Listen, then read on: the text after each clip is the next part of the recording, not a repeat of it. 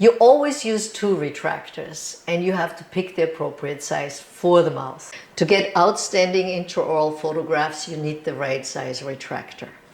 So there are a number of retractors that should be in every dental practice, and this is always the double-ended side. So I have a large and a small. Now here is an extremely large retractor, which I have never used. I haven't found the mouth big enough for that. But this retractor is an excellent size for a large mouth. And of course we need the very small retractors. These are the V-shaped retractors that we need for children or adults with very small mouths. Now, placing these retractors, I ask the patient to lick their lips. Don't put Vaseline or don't put lip seal on their lip gloss on their lips, because when you start working with the mirrors, you always get that big lip imprint, and it takes a long time to get rid of that. I get the patient to turn towards me, lick your lips, and most people place the retractors in like this, slide, slide, and then they ask the patient to hold it. Okay? So what happens now, we need to get those fingers around the curve. So that's a time, it takes time to do that. So watch what I do just to save you a few seconds, which you need in your busy day.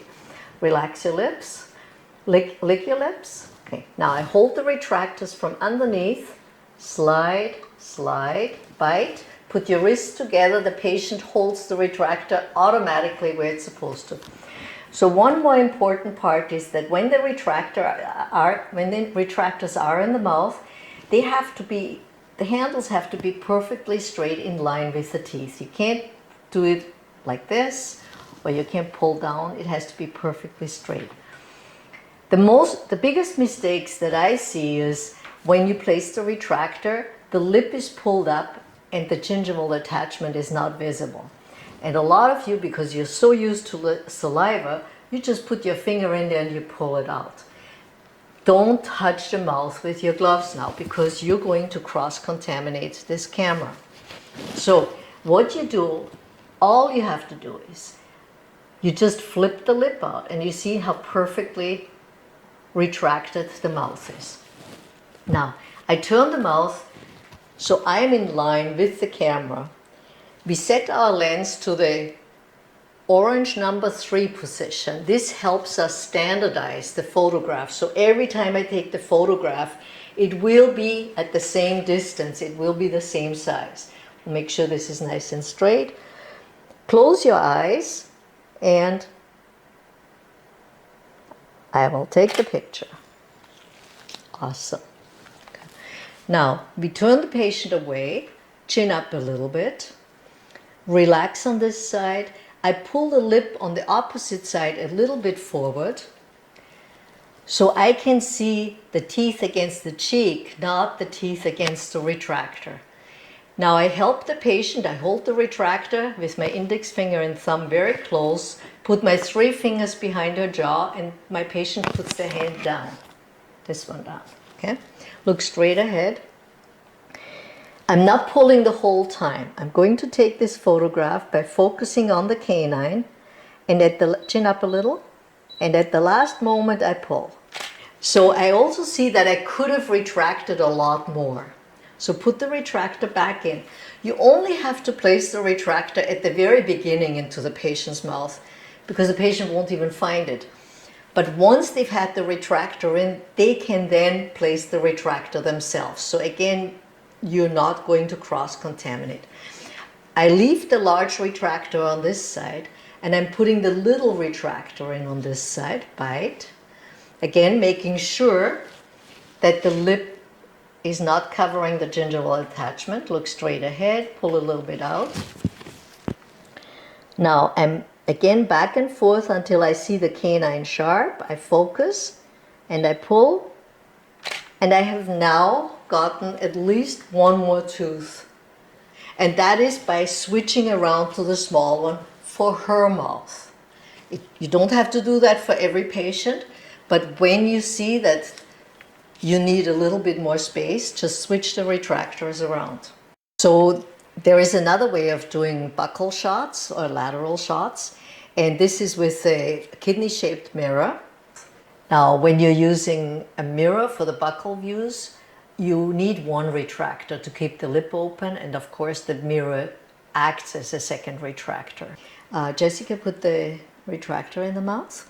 So now we're just relaxing and holding the lip apart with the retractor. And at this stage, open your mouth. Okay, the heated mirror is placed into the mouth horizontally. You push the lip out. Now bite. And this way, you're going to photograph the mirror image only. Okay, just come back towards me. So, okay. You have to look at the view, make sure that the mirror is not tilted at all. And when you see it in perfect position, again, we are still on the number 3 setting, and we take the photograph. There we go. Nice. Okay, good. So this is the kidney-shaped mirror that will give you these results. When there is any open space, the patient always likes to push the tongue against it. So you ask the patient to pull the tongue back. I ask them to put it on the roof of their mouth. Now, if I have a patient that has a very strong tongue thrust, I will take an additional photograph because it helps educate the patient about their tongue thrust. You might want to give them some exercises. You might explain to them what a tongue thrust will do. So it is a very helpful photograph. But in order to see the condition of the bite, you ask them to put the tongue back on the roof of the mouth. Same thing as you can see here. You get a totally different image when the tongue is pushed against the teeth. For orthodontics, if there is an overjet, we need to take a photograph absolutely from the side. But of course, we then don't see the distal of the 6. We can only see so many teeth. And when you take a photograph exactly from the side, usually we see the fingers in the photograph. So again, we use a contraster. I like the plastic flexible contrasters because you can bend them, and we just push it in front of the opposite retractor, and then we're going to get a very clear photograph. As you can see, the occlusal lip retractor makes all the shots easier. We've demonstrated it. I couldn't be without it. It is one of the retractors that is in my series of retractors. I will always use them for my mirror shots. The best mirrors that I've found on the market are the RioPhoto rhodium plated mirrors. Rhodium plated mirrors are much more brilliant, much sharper looking. And these are glass mirrors, and there are many shapes that you can purchase. And I only purchase the extra long adult size occlusal mirror. The reason is if you have a short mirror, your fingers are always in the photograph. You have to really press against the patient, and it is very uncomfortable. And it takes a long time to take the photographs. I still have a short mirror. When I started at the university, there were 2 short mirrors that I had to use. After 1 week, I drew them longer and I had them custom made, and we've been using them ever since, and that's a long time ago. I have those 2 mirrors. The only time I use them is to put my lipstick on. Don't use them. You need the extra long mirrors. Time is money, and those extra long mirrors will save you a lot of time. If you really like metal mirrors, the other mirrors that I do like are the angled metal mirrors. They are from Orthoply. You can purchase them. And if your mirrors get scratched, the metal mirrors get scratched from Orthoply, they actually will replate them for you. Don't think because they're metal that they don't scratch as much. They scratch just as much as a glass mirror. And they are not as brilliant as a glass mirror. So my first preference is the RioPhoto glass mirror. Second preference would be the metal mirror that Orthoply supplies. You will now find many suppliers that sell lookalikes, and there has been just an ocean of terrible mirrors on the market. As you can see, these mirrors, they deplate. they scratch, they are thin, they are sharp. It's very uncomfortable to be in the patient's mouth. So there are only 2 that I recommend, and these are the ones. Now, you have to keep your mirrors warm. And it doesn't make any sense that you're putting the mirrors in a little mixing bowl filled with warm water. Why are you even sterilizing the mirrors? If you do need it during a procedure, if you need a hot mirror because you're taking photographs over any length of time, use a disposable styrofoam soup cup, and that'll keep them warm also. For a minimal price, you can purchase a baby wipe warmer. Now your sterilized mirrors in the package are placed in there, and obviously you're using the lowest one at a time, always from the bottom, because that's the warmest, and then you don't have any fog on your mirrors. So these are, last time I bought them, they were $40, and they do sell mirror warmers, and they are in the $200 range. So don't go for the dental price. Go to your local Bed Bath & Beyond or Babies R Us store or Walmart. They all have them. When we are placing the retractors into the mouth for the mirror shot, if you do not have that magic retractor, you can use 2 retractors. You always use the small end. The patient places them in the mouth, pulls it upwards, as we are demonstrating in the next video. So now we come to the mirror shots. And the mirror shots can be taken in 2 ways. For any mirror shot, you can use the small retractors. Don't use the large one. You place them in the patient's mouth, lick your lips, slide up, and the patient holds them up, and the lip is flipped forward. Okay, so just turn a little bit this way. So, okay. Now open your mouth really wide, and this gives me an indication that I have to put the retractors even further up. We now use the extra large occlusal mirror. It has to be heated so it doesn't fog up. Slide, and now we see the retracted and perfect example of the occlusal view. Now turn towards me.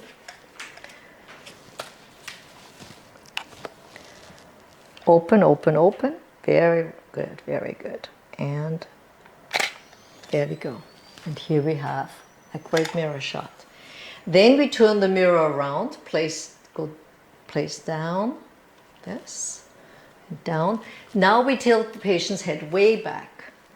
Open really wide, at an angle, push the lip away, slide it way past behind the molar, and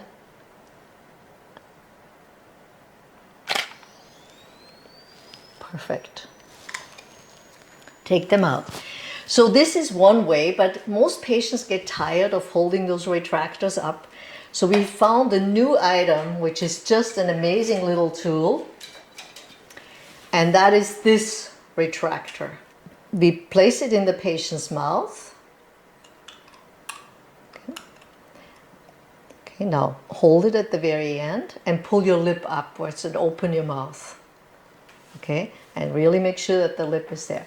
Now turn towards me, open really wide, and this way it is very easy to take the photograph of the occlusal surfaces. Okay. How do you feel about the 2 different mirrors? This one's easier. You're only using one arm. Yeah, and the patients really love this retractor. It's also more comfortable in the mouth, and they come with child size and adult size. So now place it into the mouth for the lower. Now, head up. So push the lip away, push it way back and forth until you see all the teeth, and take the photograph. Now, once you've pushed the mirror past the last molar, and don't worry about it, it does not make the patient gag. Now, of course, you will have gaggers in your practice, and they'll gag when you walk in the door. But the mirror does not make anybody gag. Now, once it's seated behind the last molar, push it down. So you separate the teeth from the mirror, so you see all the surfaces of the molars.